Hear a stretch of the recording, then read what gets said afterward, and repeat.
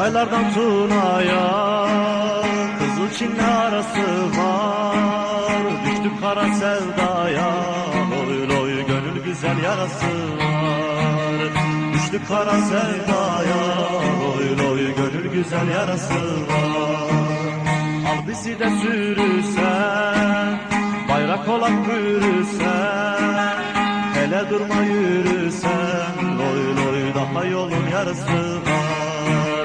Hele durma yürürsen, loy loy daha yolun yarısı var.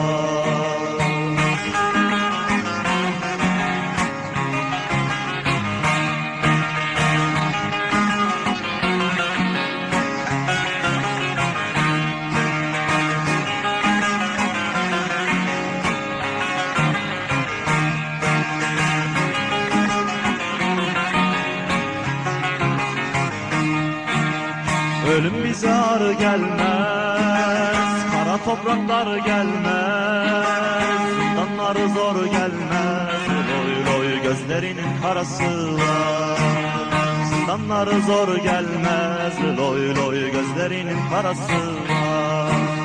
Başka nizam istemem, yurtta tasa istemem, yasamasa istemem, loy loy milletimin böresi var.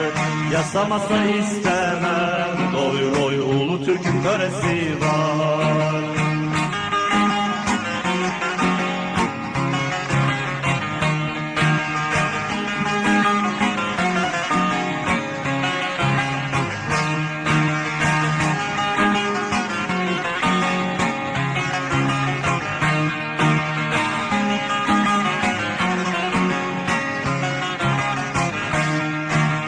Bir ülkedir uzakta, yaralıdır tuzakta, uzağında kalsak da, loy loy gönlümüzde orası var.